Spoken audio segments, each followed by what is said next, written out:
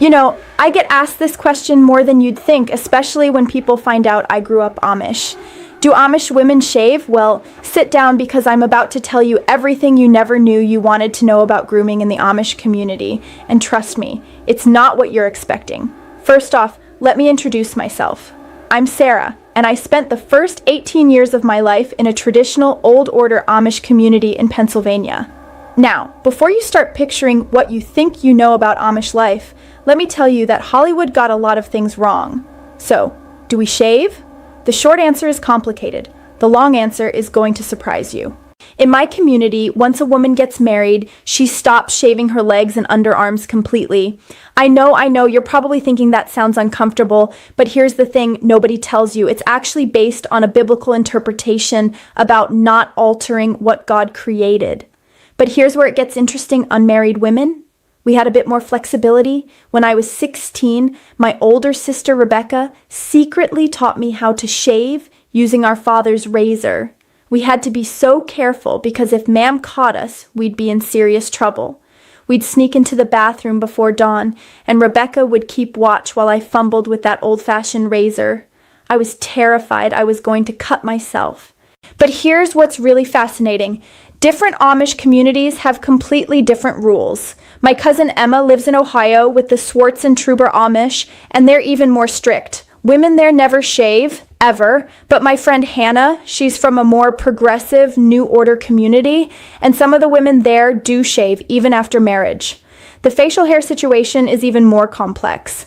Amish women don't typically have issues with facial hair, but when they do, the response depends entirely on which bishop is in charge of your district. Some allow tweezing, some don't. I remember my Aunt Martha had this one stubborn chin hair that would grow back, and she was constantly stressed about whether removing it was considered vanity. Now, here's the part that'll really blow your mind. Eyebrow maintenance. Most people assume we don't touch our eyebrows at all, but actually, plucking stray eyebrow hairs is generally considered acceptable grooming, not vanity. The difference between acceptable grooming and forbidden vanity is this invisible line that every Amish woman learns to navigate. And leg hair in winter? Let me tell you, it was actually pretty practical. Those long dresses and thick stockings meant nobody saw your legs anyway, and that extra hair was like natural insulation during those brutal Pennsylvania winters. But the pressure was real. I remember sitting in our living room during a quilting bee, listening to the older women discuss a young woman from another district who'd been caught shaving. They talked about it for weeks. The shame and judgment were intense. The interesting thing is, cleanliness is extremely important in Amish culture. We might not shave, but we bathed regularly, kept our hair clean and properly covered, and took great care of our appearance within the boundaries of what was considered appropriate. When I finally left the community at 18, you want to know the first thing I did? I didn't run out and buy makeup or fancy clothes. I bought a pack of disposable razors. Standing in that drugstore aisle, holding those pink razors, I felt like I was holding a piece of freedom I'd never experienced before. But here's what I want people to understand. These rules aren't about oppression, at least not from the inside. For many Amish women, following these guidelines is a way of showing devotion and maintaining their connection to their faith and community. It's about rejecting what they see as worldly vanity and focusing on inner beauty and spiritual growth.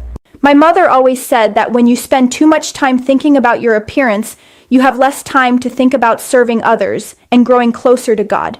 Whether you agree with that philosophy or not, it's deeply meaningful to the women who choose to live by it. So, to answer the original question, do Amish women shave? Some do, some don't. It depends on their community, their age, their marital status, and sometimes just their individual bishop's interpretation of Scripture.